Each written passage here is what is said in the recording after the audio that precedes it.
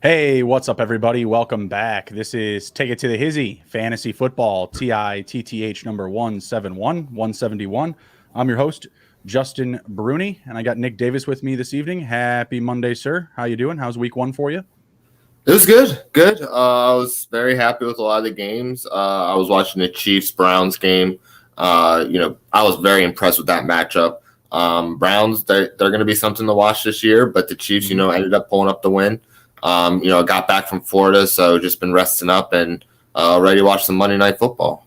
Yeah, tell everybody about your trip. You got to go see a college game? Yeah, so my uncle had given me a ticket to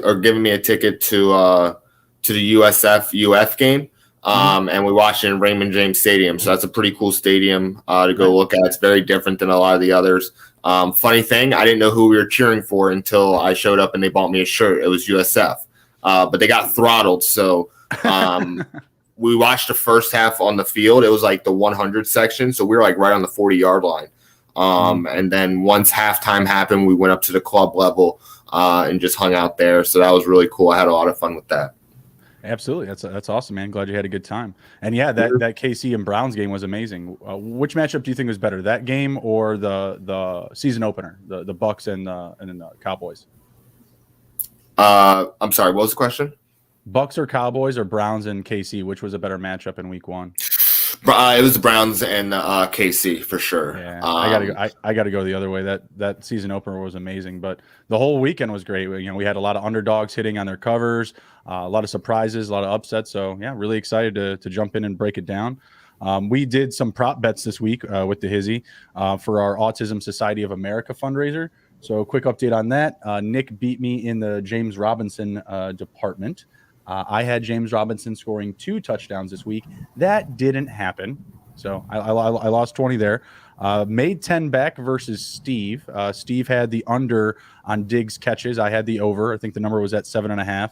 And then me and Emron did Mac Jones. I lost that one too. I had Mac Jones throwing 2 passing touchdowns. Emron had him under 1.5, so I lost there too. But some good fun for a good cause. If you guys could really help us out, we'd appreciate it. We're trying to raise money for, again, the Autism Society of America. You can text to the Hizzy to 44-321. Anything from $1 to $100, whatever. We don't really care. Anything you can do to help us out. Trying to leverage our time for some good. We are going to jump into this evening's props. Do you have anything in mind for tonight, Nick? I had let me pull it up. Derek Carr, this was yours. I don't really do props. I apologize. But Derek Carr over 1.5 passing touchdowns. I think that's absolutely possible with the defense that's been struggling with injuries. And, there's a lot of people missing that would be first line starters. So I think it's absolutely possible for them. Yeah, absolutely. That's one of my favorite ones for tonight as well. Derek Carr over the 1.5 passing touchdowns. In 16 games last year, Derek Carr hit that number 10 times. So I do like the odds for it in a potential shootout where the Raiders could be from playing from behind. And, maybe they also go up early too. I expect them to really attack the possession side of this game, really try to hog onto that ball. I also like Henry Ruggs over 40.5 reception yards. And I like Bryan Edwards under 3.5 catches.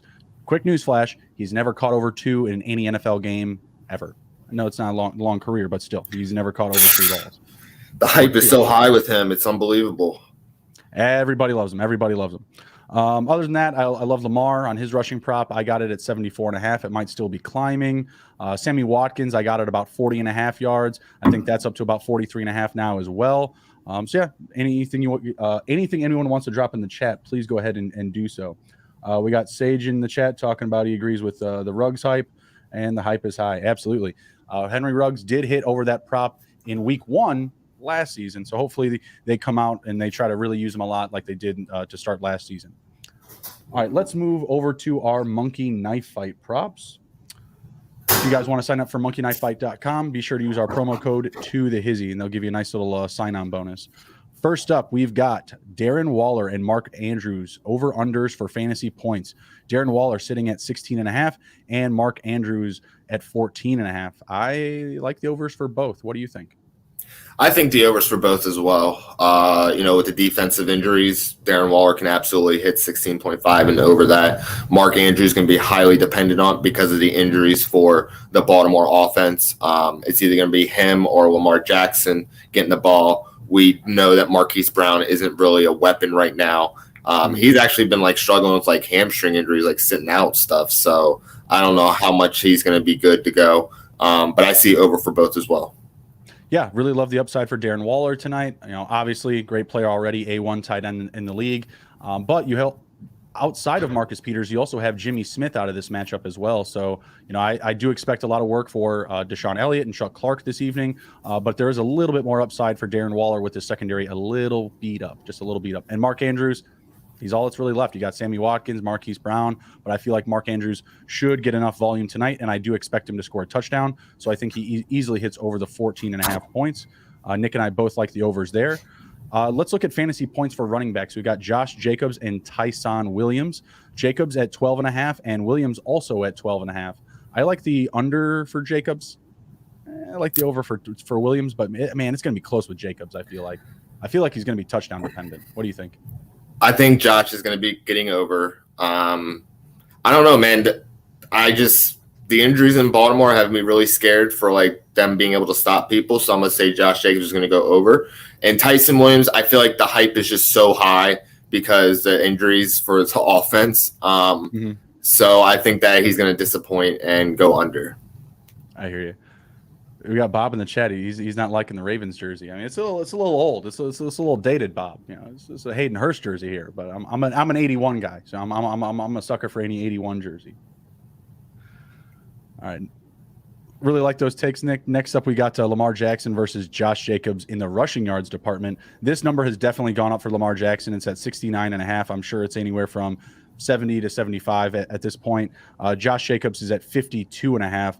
I like the overs for both, honestly. I think Josh Jacobs is going to have to get used early and often in this game. And I feel like the Raiders, that's their big opportunity to take down the Ravens is own the clock, put that ball into the ground, and really outpossess Baltimore. What do you think?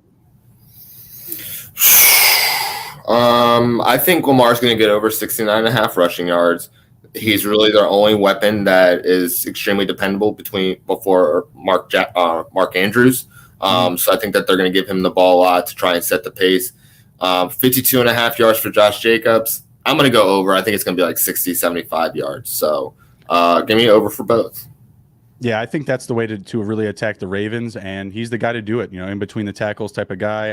Obviously, Drake can come in and steal some receptions maybe on third down, but I still feel like Josh Jacobs is going to be the guy up the middle. Okay. Right, let's just jump into the actual game preview here. We've got the Ravens traveling to Las Vegas, Sin City. We got the Ravens coming in and as favorites, minus 3.5 on the spread, minus 178 on the money line. And the Ravens plus 178 plus 3.5, total at 50 points. Where are you going here, Nick? Who do you like? I'm going to go under the 50 points. I don't think that they're going to get – I could see it being a 21-23 game, that kind of game. Do I think that the Raiders are going to cover? Yes. I think that the Baltimore Ravens have lost a lot of their top-line guys, so I think that that's going to really affect them. I'm going to say on the money line, Ravens are going to win. So those are my picks. Raiders cover, Ravens win, and under. Yeah, I'm going with the Raiders tonight. I'm going all in on the Raiders, playing at home, a little bit more upside with that secondary beat up for the Ravens. The Raiders, I think, are still going to pass a lot late in this game. We could see a potential shootout if, the Raiders can't own the clock. If the Ravens score early, it's really going to set the tone for the game. If the Raiders are playing from behind, if they're being a little bit too conservative early on, it's going to be a lot of passing down the stretch. I'm still going to go to the over 50 points. I'm expecting a little bit more of a shootout. So give me the Raiders money line, give me the Raiders on the spread, and give me the over 50 total points. I like them a lot this week. The Ravens, man, they're just hobbled. They're going to need to find their identity on offense. They're going to need to figure out the running game pretty quickly. That's why I like the Lamar prop, is because at some point I really feel like the Raiders will just be like, yeah, go ahead, run Lamar. Once we get to the red zone, will hold you out maybe for 3 points, maybe even push it back on a few plays. So I really like the Raiders still. For me, like I said, the X factors for the Ravens defense, Deshaun Elliott, Chuck Clark, they're going to have their work cut out for them tonight, trying to slow down Darren Waller. Like, he's going to have a huge game, I think. I really love his props as well. I think I was seeing him kind of in that same range, like 70 to 80 receiving yards. I think he's in line for a big night. They're definitely going to try to open up the field with Ruggs. So there's a lot of opportunity here. Don't doubt the Raiders. What do you think for Baltimore or the Raiders? Big X factor in this game, big difference maker. Well, outside of Lamar Jackson for the Ravens, I think Marlon Humphrey is going to be an X factor. I think they're going to try to attack him. But if he can force some fumbles and get stuff going, then I think that the Ravens can absolutely win. For the Raiders, it's got to be Derek Carr, man. Like, he's got to be able to hit those seams, really attack that defense in the holes. So I'm going to say the quarterbacks are the X factors and Marlon Humphrey for the Ravens. All right, fair enough. For me, again, you got the safeties for Baltimore, and then I'm going opposite with the Raiders. Their offensive line.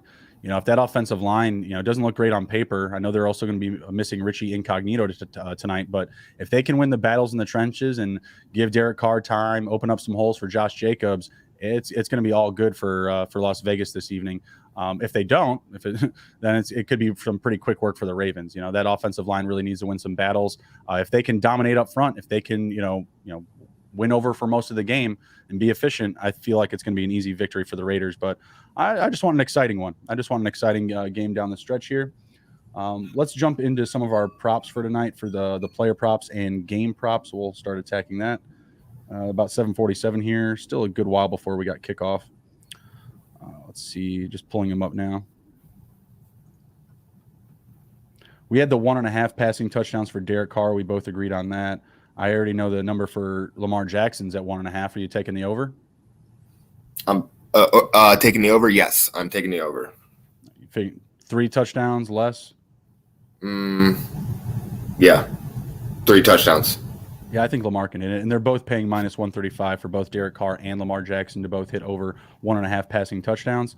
Passing completions, Derek Carr, 24.5. Lamar Jackson at 19.5. I will take the over for Derek Carr. I don't know about Lamar. I'll take the over for Derek for sure, not Lamar. Not Lamar. So 18 completions or 19 or less. It's a really close tight number.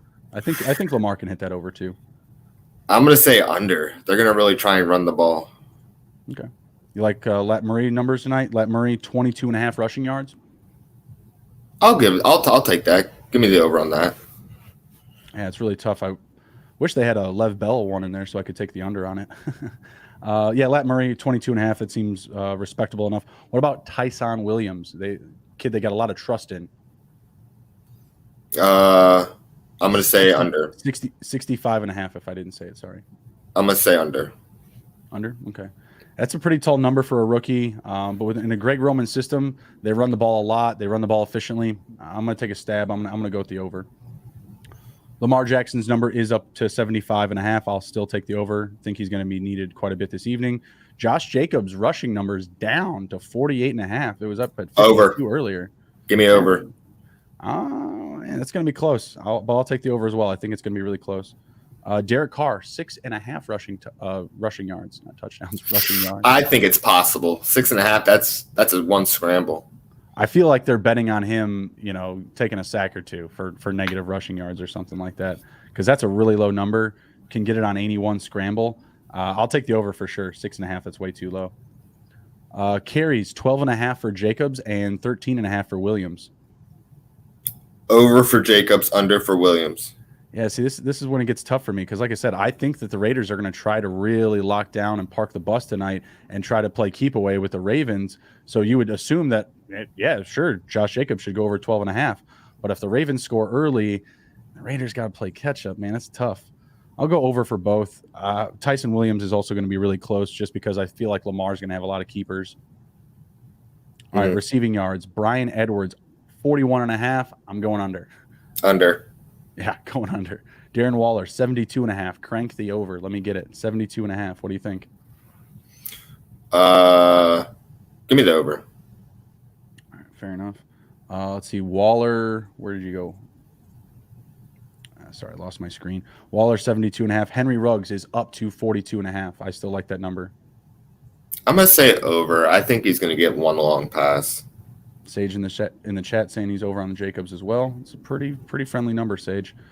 Let's see, Hunter Renfrow 38.5. I like over. Over. Yeah, I like it a lot. I think he could be a big target hog tonight. We'll get to his reception prop in a minute here. Josh Jacobs 10.5. I'm just gonna say under. I'm gonna say under. Yeah. Mark Andrews 59.5. I like the over still. I'll take the over. Let's see. Marquis Brown 53.5 receiving yards. Under. Man, only takes one. It only takes one. But I'm going to go under as well. I think Sammy Watkins steals the show. With that being said, Sammy Watkins 40.5. I'm taking the over. Yeah, I'm gonna take the over with Watkins. Yeah, I think that's a pretty low number for him. He could get that in the first couple of plays. And there's no Sammy Watkins like week 1 Sammy Watkins. Let's go. Tyson Williams, 10.5 receiving yards. Another pretty low one. I'll take the over. Who else is, I mean, it's not like Lat Murray's a 3-down back or 3rd-down back, right?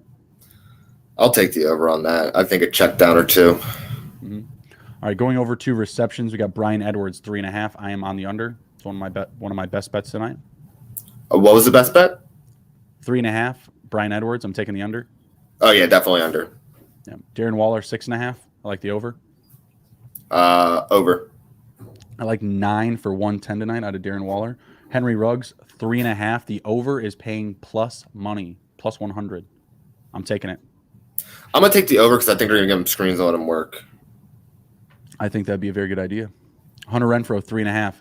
Over is paying minus 149. Typical start is at like minus 110, minus 114. So they love it. I love it. Mm-hmm. I love it too. Josh Jacobs 1.5.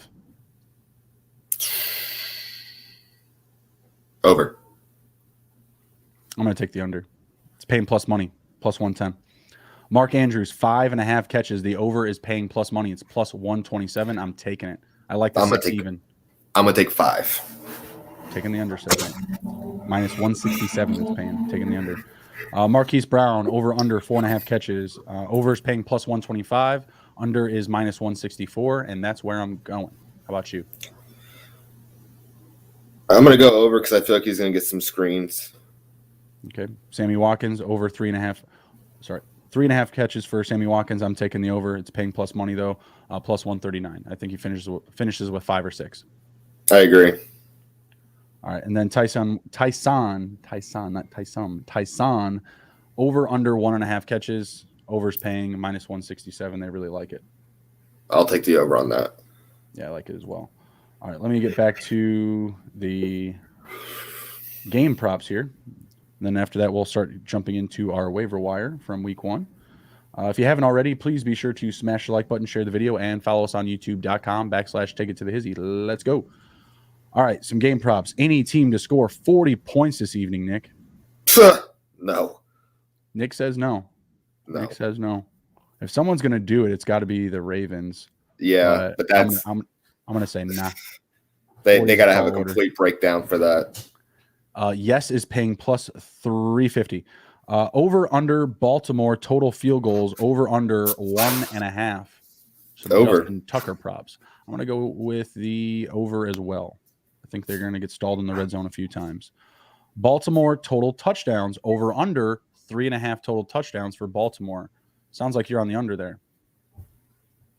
Yeah, I think it's going to be like 3 in a couple. The under is paying minus 200, so you might be onto something there. I'm going to take the under as well because like I still have the Raiders winning. Oh, let's see. Both teams to score over 19.5. Sounds like you like that. I like that a lot. Minus 154. I'll take that. Yeah, I'll take that. Yeah, minus 154. I like that. Both teams to score over 24.5. Sounds like you don't like that. But the yes is paying plus 250. So you might be onto something there. Defensive or special teams touchdown. Can either special teams or defense score a touchdown in this one? Maybe a Henry Ruggs kick return? No, I don't see that happening. I see a fumble happening or an interception happening. So I'm going to say... I heard that they might let Lamar Jackson run kick return tonight. What are they doing? That is Who do they have left, Nick? Who do they have left? I would not. I would do anybody except Lamar Jackson. Like, you guys already give him like 300 carries a year. Why are you going to start having him return kicks? Sure. Right. First score of the game is a touchdown. Yes, -182. No, +126. I would say yes. First score of the game is a touchdown, says Nick. -182. I think it's going to be Lamar Jackson. Okay. The Raiders over under 1.5 field goals. I like the over. Over. Yeah. Do they have Carlson? You know what? I don't know who their kicker is. I think it's Daniel Carlson. I think he'll get 2. So what happens when you don't play in kicker leagues? You start to lose, some kicker knowledge. My bad. My bad, y'all. Didn't mean to disappoint anybody. Raiders total touchdowns over under 2.5. I love the over there. It's paying -120. I'll take that. Yeah, it's paying pretty even money actually. -114 to the under. I like that a lot. Over 2.5 touchdowns. I'm gonna take that right now. Actually, I'm betting it live. And your bet has been placed. All right. Longest touchdown over under 39.5 yards. I am going over. Yeah, I'm gonna take the over. I'm gonna take the over. Shot to Waller or Ruggs. I love it. I mean, or Lamar Jackson just breaking one. Longest touchdown. Yeah, I mean, it doesn't have. Yeah, it doesn't have to be passing or rushing, so it can go either way. So technically, yeah, I like that. Will there be a safety? Yes, is +800. No, +800 is not bad for calling a safety. Safeties aren't that rare. It's not the rarest thing in football. It's not the rarest thing in football, but I just don't see it. Like, I'm not ever going to do a safety bet, to be completely honest. Like, that's just a literal gamble. Oh, well, that's the only thing we do here, brother. No, I know, but like that's like, if you're trying to like gamble, it has to happen on like a crazy situation where the punt gets knocked out at the 1 yard line or something crazy. Like there has to be a lot of factors that happen to get a safety. I hear you. All right, team to score first. I'm betting on this one as well. Which teams? Just tell me what team scores first, and then I'll give you the odds. Ravens to score first. Excuse me, -145. I am taking the Raiders at +111. Okay. All first, score first. They're gonna win the toss. Time of first score over under 6 minutes elapsed. Man, these bets are getting crazy. Does a team score on like on their opening drives or not? That's pretty much all you're looking at. Oh, okay. I thought you meant like the drive is 6 minutes long. I was like, geez. No. Time of the first score over under the first 6 minutes of the game. Gotcha. I'll take the under. Yeah, under's -109. I really like that too. I really like that as well. Let's see. Will Baltimore or Las Vegas score on their first drive? Either one. I think one of them will. Both are paying yes plus money. Does that have to be a touchdown? Nope, just any score on I'll take that drive. I'll take that. So yeah, Baltimore getting some plus money to score on their first drive, +128. I like that a lot. 3 straight scores by either team. No. Yeah, I'm gonna go under there. I'm gonna say no. Which half is scores more points? The first half or the second half? Total points. Ooh, I'm gonna say second half. I'm gonna go second half as well. Race to 10 points. Who wins? Ravens. Race to 20. I'm sorry. Race to 15. You're just gonna take Ravens for all of them? I'll just take Ravens for all of them. Yeah. Okay, so Ravens 10 -152. Race to 15. Ravens -161. Race to 20. Ravens -167. Raiders are plus territory on all these. Race to 10 +118. Race to 15 +125. Race to 20 +129. I would be willing to do the race to 10 for the Raiders. I like them at +118 there. Let's see. Team to score first wins the game, Nick. Yes, because I have the Ravens scoring first. All right. So yes is -200. I'm going to say no +150. And just fade it. Team to score last wins. Yes. No. No. Okay. I'm going to go -213 to yes.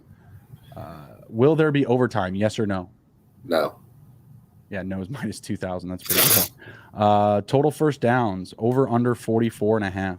Oh my gosh. Sheesh. I don't even know like the under. average. 44.5 first downs in the game. Yep. I'm going to go under. Go under. Yeah, go under. I think that's too high a number. Most first downs for either team. I'm going to go Raiders. I'm going to go Ravens. All right, because they like to. Oh, go ahead. No, I was just go ahead. I was just going to say they like to run Lamar Jackson for 3 yards. So that's what's going to happen. Can definitely extend some drives with his legs. And the highest scoring quarter, first, second, third, or fourth? I'm going to say third. All right, fair enough. All right, let's move on to our waiver wire for week 1. First up, Eli Mitchell, San Francisco 49ers. Did not take long for them to start digging into the running back bag. We got Eli Mitchell, 19 carries, 104 yards, 1 rushing touchdown. Nick, buy or sell Eli Mitchell off of the waiver wire? My quick question was, I didn't see this game. What happened to Trey Sermon? He was inactive. They did not start him. Okay.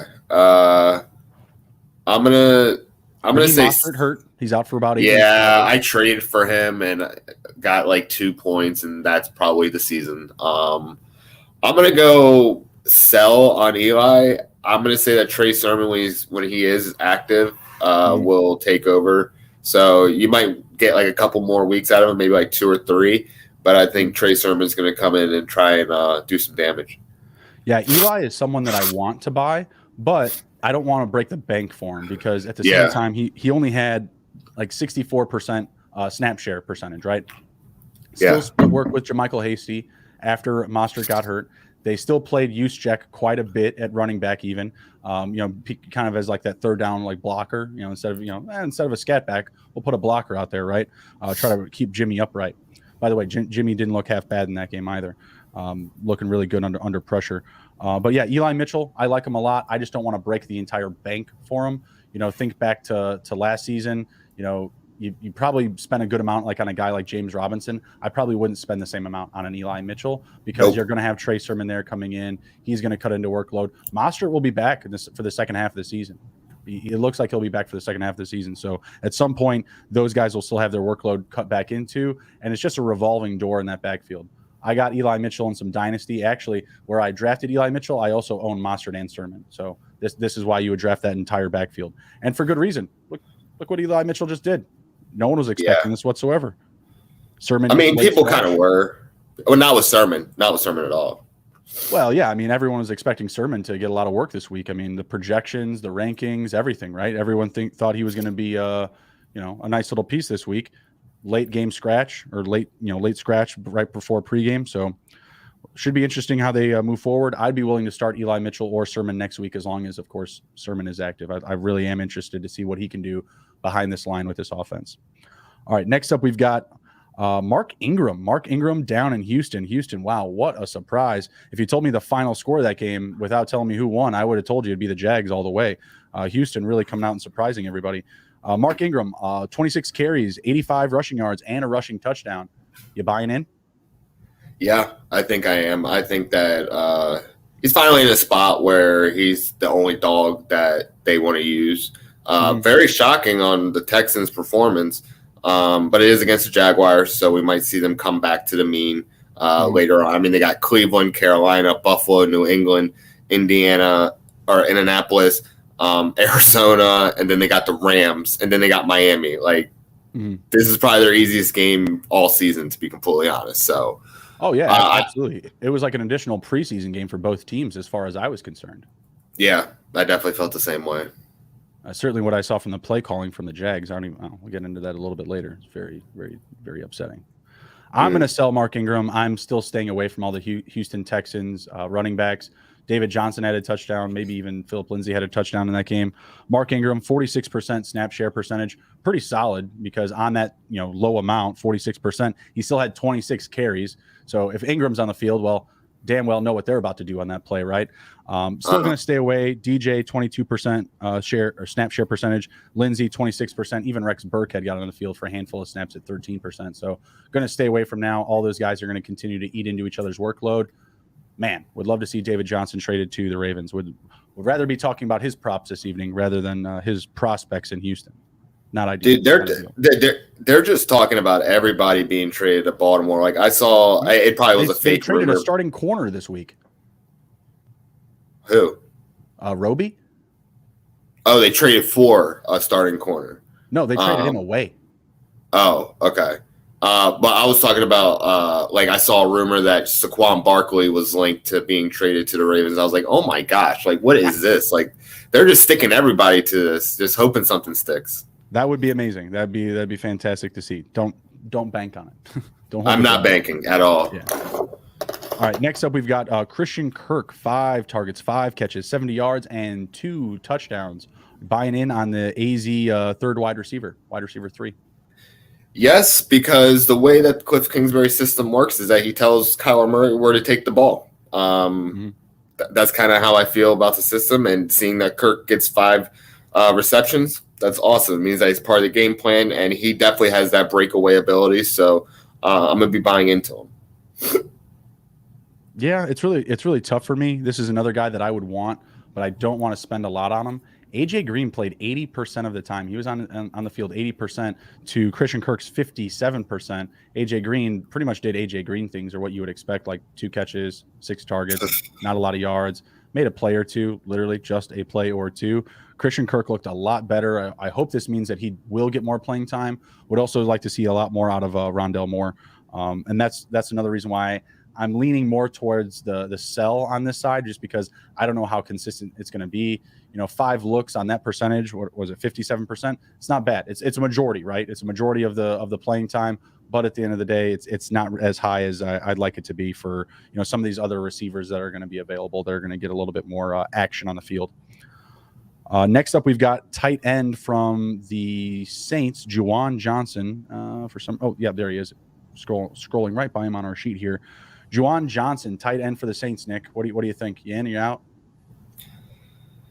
Man, it's crazy. I need to see a couple more weeks before I'm actually buying in. This was a freak game all around. I was not expecting Winston to have the game that he did, nor was I expecting Aaron Rodgers to have the game that he did. It's almost like they reversed roles. I'm going to say I need a couple more weeks, so hold. Yeah, I mean, you may not have the opportunity because someone may just jump all over him, but this is not a guy that I want to spend money on. Like, I really don't want to spend any of my FOB on Juwan Johnson. If you drafted him, that's great. Like, if you drafted him and stashed him, that's cool. Well done. Tip of the cap, tip of the visor, if you will. Knock on wood, I'm with you. But he barely played. He barely played. 19% snap share, 3 catches, very little to no yards. Was really just used as a red zone target. And, if you're that desperate at tight end, I mean, by all means, go ahead. But you don't want to spend a lot on this guy. There's going to be a lot of volatility with who's catching touchdowns there. Alvin Kamara had a good game, but not a great game, right? I'm expecting bigger games out of him, more touchdowns, etc. So he's really, to me, that the biggest threat in the red zone. I'm not in on Juwan Johnson just yet. We've got Zach in the chat asking a trade question. Chris Carson and Roby Anderson for Miles Sanders and Brandon Cooks. I actually want the Chris Carson and Roby Anderson side of that trade, especially in PPR. Where are you at, Nick? Same thing. Roby Anderson's a beast, and he has a quarterback that he already has chemistry with, so I'm going to take him. I like Brandon Cooks as well, but right now I'll be looking to sell Brandon Cooks because this could be the ceiling. Nick already alluded to the Houston schedule. At some point, it's going to get really rocky for the Tyrod Taylor and that receiving group. Tyrod Taylor, career day for him, career Sunday for Tyrod Taylor. Not betting on it repeating next week or weeks coming up. Who would you say they have next week? Cleveland, and then who after that? Let me see. It was Mark Ingram. Cleveland, Carolina, Buffalo, New England, Indianapolis, Arizona, Rams, and Miami. And then they have a bye. That Carolina game will be nice. But everything else in between, man, it's going to be rough waters, rough seas ahead. But I like that little segue there, Zach, because our next guy up is also a Philadelphia Eagle. And one of the reasons why I wouldn't be buying into too many shares of Miles Sanders right now is Kenneth Gainwell, our boy Kenny Gainwell. Nick, if you remember who my comp was for Kenny Gainwell this offseason? I completely forgot on that one. I remember you speaking about him, though. Okay, yeah.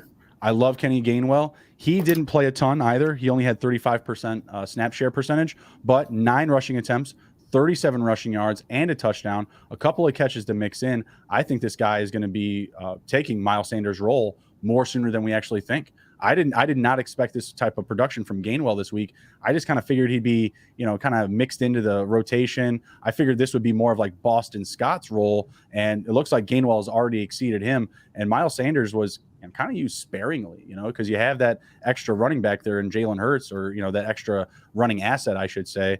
So I think Kenny Gainwell is going to be something. I'm willing to go all in. I'm willing to spend more than I should on Kenny Gainwell. What do you think, Nick? I mean, I was floored by their performance, but I'm not sold on Philadelphia right now. So I'm going to say no. Okay, fair enough. He's just a guy that I've been banging the drum all off season. Get to week one, you see some good stuff. So I got to dive even further. I got to go farther down the rabbit hole with Kenny Gainwell here. A guy that I have, he's on my taxi squad spot in a bunch of leagues. Didn't think I was going to be needing to throw him into the lineup this soon, but in a couple of leagues, I might need him. I'm hurt for a lot of my flex guys are getting banged up.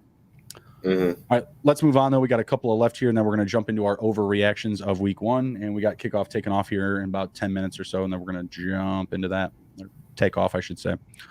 This next guy up, a lot of opportunity coming his way because of an injury, but regardless of that, he still had a great game. That's Tim Patrick for the Denver Broncos. I think it's safe to say we'd both be all in. I know that you already like Tim Patrick. Yeah, I like him a lot. I would be all in, especially with the injury happening to Judy. I never want to see that, but that just means more targets. And, Tim Patrick filled nicely in for Sutton last year when he was hurt. That was just sad. I just hated seeing that. He was having a great game. Jerry Jeudy was well on his way for over 100 receiving yards, 10 catches or more maybe. Having a fantastic game, looked good, looked like everything that we thought he would be, right? And then he goes down with a high ankle sprain. Just terrible to see, just terrible. But yeah, Tim Patrick, love everything that I saw.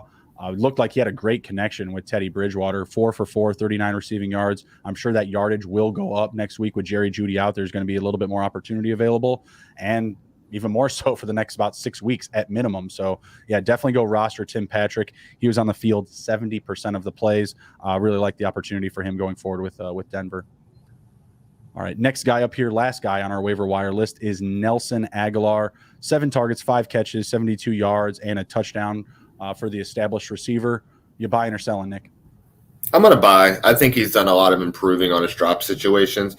And I think he is not a valuable, but a solid target for Mac Jones. Another able that I'll toss in there is reliable for Mac Jones. Just very consistent. They have a very good connection, it looks like, with each other. 7 targets. You like to see him looking that way pretty frequently. And like the type of routes that Nelson Aguilar specializes in, breaking off mid route, down the field, or just, coming across the middle or something along the line of scrimmage. He's got good hands. I think he's going to be very reliable for Mac Jones this season. Still like Jacoby Myers as well, but it looks like Nelson Aguilar had the lion's share there of the stat production this week at least. We got a couple of quarterbacks here. I'll just kind of quickly go through these 3. Jared Goff, Teddy Bridgewater, Tyrod Taylor. Let's say you're in a deeper league, you're super flex, whatever it is. Obviously in single quarterback, you may not be rushing to these guys because you're probably not overreacting to some of the big names having bad weeks. But just rank them for me. Tyrod Taylor, Jared Goff, Teddy Bridgewater. Who would you target most, and who would you actually be willing to spend FOB on, after week 1? I'd be willing to spend FOB on Goff. The middle one is Teddy Bridgewater, and the last one is Tyrod Taylor. Tyrod has 1 game and then struggles. Like we've talked about the schedule coming up, it's going to be pretty hard for him for the next 9 weeks. So I would not want to be running through that gauntlet that they have. So Jared Goff, Bridgewater, and then Tyrod Taylor. Yeah, I'm actually going to put Goff in the back seat. I really like the performance that he had, but I like the weapons more for Teddy Bridgewater. Yeah, that's true. Teddy showed that he could do a little bit of damage with the legs still. Looked spry, looked good. I'm going to go with the Broncos quarterback and Teddy Bridgewater, then Jared Goff, then Tyrod Taylor. Tyrod Taylor, he went off for most yards he's passed in his career. Had a good game, was great, but it was the Jags at the end of the day. Their defense wasn't what I thought it was going to be. Didn't come to play. Gave them, I don't know how many extra opportunities. Trevor Lawrence threw 3 interceptions. I think they had a fumble or 2 on the field as well. So they just gave Houston a ton of opportunities. I don't think those opportunities are going to be there every single week in and week out. All right, cool. Let's jump into some of our overreactions. We can kind of go back and forth with this one. First up, I got to go with it. Josh Allen. Not a QB1 this week. Overreaction would be that, he's just out of the conversation. He's done. He's not the guy that we thought he was. Obviously, this isn't the case, right? Like, everybody needs to calm their jets on Josh Allen. A few too many people on Twitter taking Josh Allen victory laps for being right about him having a bad game. I mean, it was a great game to watch if you love defensive football. Both defenses were playing great. Both defensive lines were getting to the quarterback. Allen, he didn't look decisive. He made a handful of bad throws. He wasn't looking for his checkdowns. Don't worry. All is well. All is fine. I had Jameis Winston on the bench with Josh Allen as my starter. Okay, that's about a 25-point swing. I'm not starting Jameis Winston in week 2 over Josh Allen. I don't care what the matchup is. Still hammer home Josh Allen. Week in, week out. Yeah, I still am hammering him down too. You want me to take the next one? Yeah, let's trade back and forth. Jameis Winston wins the NFL MVP. He kind of shocked me. Like, I took a chance on him in fantasy. I got him and Kamara, and he got more points than Kamara than me. I do think that is a little bit of an overreaction, but I do think that he has improved greatly from his time in Tampa Bay, being under the tutelage of Sean Payton and Drew Brees. So I see him factoring in somehow because, 30 touchdowns and 30 interceptions. If he fixed that interception ratio, there would be more touchdowns. So I think that it's possible. He could be at least in the running. Yeah, I think he's going to get back up there for sure. At least in the I don't know about like full-blown MVP conversation, but if he keeps having weeks like he did this week, he's going to be in the conversation. He just won't win it. Like, he won't be the guy. Alvin Kamara, would be more likely to win an MVP over Jameis Winston. You know what I mean? Like, Kamara wasn't a huge weapon in the passing game, but he was everything that you needed him to be on the ground. And that's what I really like about the situation for Winston with the Saints is that it's going to be a really hard team to defend because if you try to load up the box, you're going to have Kamara going out for a pass, or you have a guy like Winston that can actually burn you down the sidelines, whereas Drew Brees before wasn't really like that deep field threat, right? Like, he wasn't always looking for those balls. He could only hit the seam. Right, exactly. And they were joking about it last night on Sunday Night Football about like, oh yeah, this is what the Saints actually needed. Like, haven't had this type of arm in a while, right? So thought that was cool. Jameis could be in the conversation, but he's not going to win it. Second play here for Carr looks like a completion to that Alec Ingold bumbling and tumbling for a first down. Man. Let's go. Look at Mario. I'm gonna play ahead of you, and Mariota just breaks it. Oh, really? Mariota already on the field? Come on now. Yeah, he was already. I was like, what the heck is this? But he makes a play. Gruden's been watching all that Bears tape. We can use our backup quarterback. This isn't so bad. It's not so terrible. We move the chains. We get a touchdown. That last night was absolutely ridiculous. I'm still all in for Justin Fields as Rookie of the Year. 2 for 2 and a rushing touchdown. Let's go. I was impressed with that rushing touchdown. Honestly, I saw it coming. Like, they ran the same play, but with the opposite approach, right? Because it's an option play, right? Oh, there goes Mariota. Don't tell me he fumbled it. No, it was after the contact. Oh, thank God. There you go, Marcus. There you go. Where was the Marcus Mariota props tonight, guys? Come on now. Who do they got in the backfield? They got Josh Jacobs and Hunter Renfrow in the backfield. A snap to Marcus Mariota. Option and sneak. I love it. I absolutely love it. Let's go. That's funny as hell. All right, next up, Jared Goff is a quarterback one. You with it, Nick? Overreaction or reality? I think it's a little bit of an overreaction. Robert Saleh was the defensive coordinator for the 49ers, and now he's with the Jets, and now the Jets defense is looking solid, so that might play a part into it. I'm not a huge believer in Goff, but I was very impressed with what he did. Yeah, he looked good. He looked good up against a really good defense in the Niners. So, we'll see. But I'm not going to say quarterback one. I'd still say it's more likely that Jimmy Garoppolo finishes as a quarterback one over Jared Goff. Mm-hmm. Next one. Oh, go ahead. No, go ahead. I was going to say Ronald Jones won't rush over 700 yards. I don't think that's an overreaction because I think they're highly dependent on the pass right now. We've kind of known that the committee back there is very split, and it's not like any of them are taking control of that room. You know what I'm saying? Right. So over 700 yards, I think that's absolutely possible to not get that. I'm gonna say he still gets it. I just don't believe this was a great matchup for him going up against the Bucks, or I'm going up against Dallas. Dallas, they got vertical. They were able to score for score with Tampa Bay, and I feel like there's going to be a lot of games where they're able to get a good lead, and they just need to protect the ball, put the ball into the ground, chew some clock, and Ronald Jones will have his role. I'm not overreacting just yet. Obviously, you can't sell him. No one's buying him right now. Being negative on the fantasy side, but that's how fast life moves in the NFL. 1 week you're in the gutters and next you're in the heavens. So, I still like him a lot. I think he's going to have a concrete role in that team. Just wasn't his night this past Thursday. Next one is this rookie class is special. Ooh, Colton Miller just went down. That's not good. This rookie class is special. It might be an overreaction to some people, but that's kind of how I feel about this class. I was highly impressed with a lot of the work that was done by like Mac Jones, Trevor Lawrence, Justin Fields, and Zach Wilson. I haven't seen a rookie class like that kind of perform in a long time. So I think that they're going to, hopefully within 5 to 6 years, they'll be considered one of the top rookie classes to come through because they're going to have a lot of opportunity to do some work. So I think this class is special.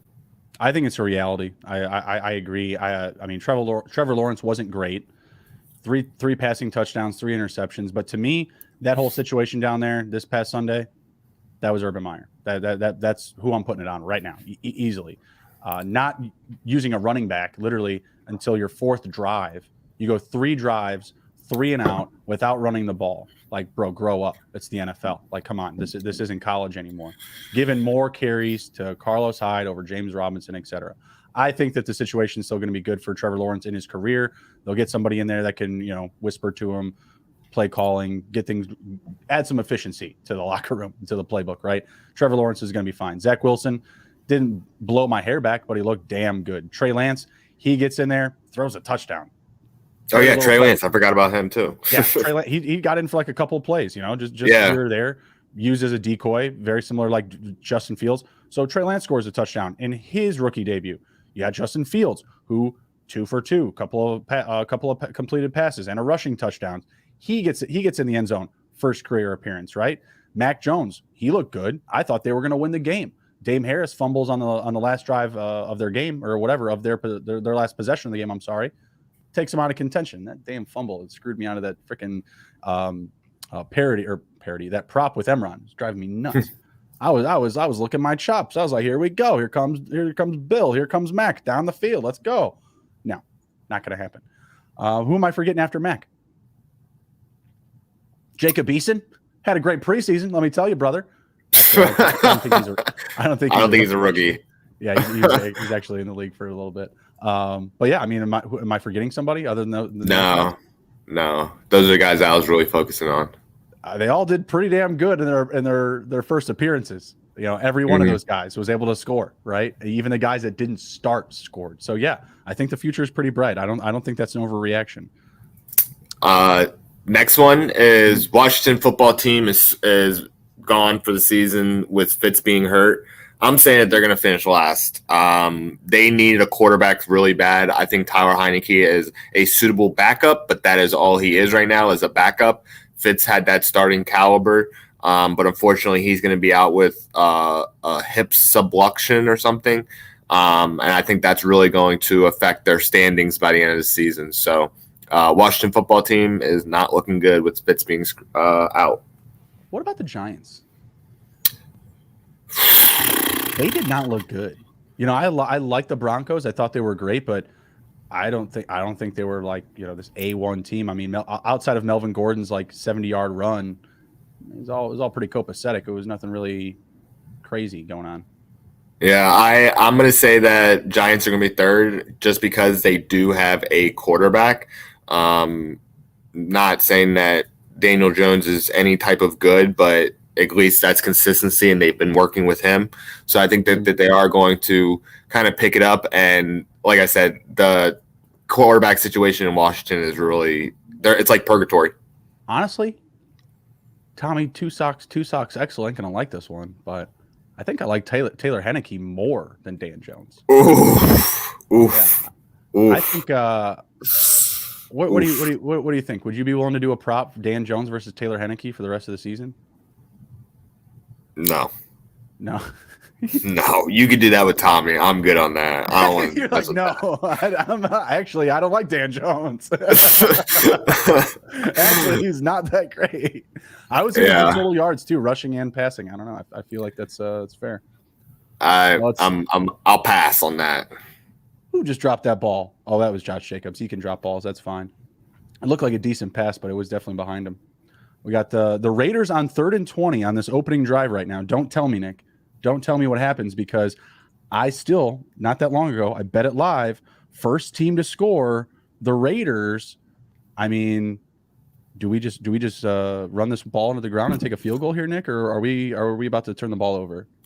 You don't want to know. Oh, come on. No, don't do it to me, Derek. Don't do it to me, Derek. It's an opening game. Oh, my God, it just froze. Oh, my God, it's still freezing again. I hope we're not freezing if that's the case. No. You're good. Oh, my God. Of course. Oh, they sacked. It's fine. Oh, no, he went backwards. Probably out of field goal range now. Yep. Son of a bitch. And Gruden's not happy about that. Gruden, where's the visor, man?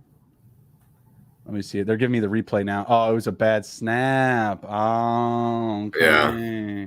Let's kick it. We're indoors, baby. We're in Vegas. The air is dry. Let's do this. Yeah. Killing me. I mean, it can't be that far off from 60 or 55, something like that.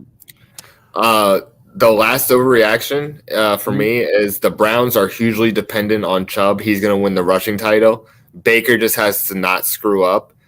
If they depend on Nick Chubb and let Baker just kind of become like a solid game manager, I think that the Browns can really run the table right now. I mean, the Steelers are getting old. Cincinnati is still growing. Ravens are hurt. I think it's absolutely possible. And I was watching Nick Chubb run against the Chiefs, and he was running like a man. And I was highly impressed with him. And I think that that's a little bit of an overreaction. He's going to win the rushing title with Derrick Henry, Dalvin Cook, CMC's healthy again. But I think it's absolutely possible with Chubb. Well, I think they're absolutely going to be dependent on Chubb, but Baker is an obstacle. I mean, he had everything but a bad game until like the fourth quarter. Yep. I don't understand. 21 for 28, over 300 passing yards, but no passing touchdown, no rushing touchdown, and he throws an interception when the game's on the line. He is not a guy that's going to go down and win you the game. And and that in that same breath, I don't know if they actually have the personnel around him to run, an efficient 2-minute drill. No, they don't. I don't believe that. They need another weapon at receiver. Jarvis Landry is okay, but honestly, he's a trick play pony. He can throw for as many touchdowns in a season on trick plays that he will catch. I mean, that's just the way that it is. And he's very matchup oriented when he's going to have good and bad games, right? You throw him up against a solid secondary, they have ways to shutting him down. And then you have to really involve him in, end around reverses and sweeps and those in trick plays and stuff like that, running the wildcat. They need a traditional, possession receiver. That's name isn't Odell Beckham Jr. because that's really what Odell Beckham is right now. Like, I don't see him as like one of those elite screamers down the sidelines. Obviously, not at all. Very highly of Devontae Adams, but even he had a bad game this week, right? But OBJ banged up. They're spending too much on him. Jarvis Landry's probably a year or two out of what being an A1 wide receiver 1 in the league. Austin Hooper, Harrison Bryant, David Njoku, those are nice pieces, but they don't use them as receiving tight ends, right? They don't use them as downfield threats. So yeah, it's Chubb, Hunt, or nothing, and I feel like they should be in the market for Aaron Rodgers this week. Again, Baker didn't have a bad game, but at the end of the week and, with the loss on the record, I have to feel like it's a blemish on his record for getting that contract extension. Yeah. I think it is. Yeah, absolutely. All right. You got anything else to close it down with, Nick? Nope. I'm good. Thank you all for tuning in. I appreciate it. Hope your all fantasy teams did really well this week. And next week, I hope you guys have success as well. Yep, absolutely. Hopefully everyone's bets and their picks tonight go well as well. And hopefully you guys finish off with some solid wins in fantasy. Everybody tonight does, what they're supposed to, fantasy-wise, production-wise. And hopefully we get a high-scoring game. Of course, the Raiders would knock themselves out of scoring position, but we've got the Ravens pinned down in their own territory. So let's see what we can get tonight. We can make a couple of bucks and take it to the Hizzy. All right, take care. Be well, everybody. Be good. If you can't be good, be what, Nick? Be good Don't know. There it is. Be good at it. There we go. Sorry. All right, I'll see you later, guys. Take care. Be good. See ya.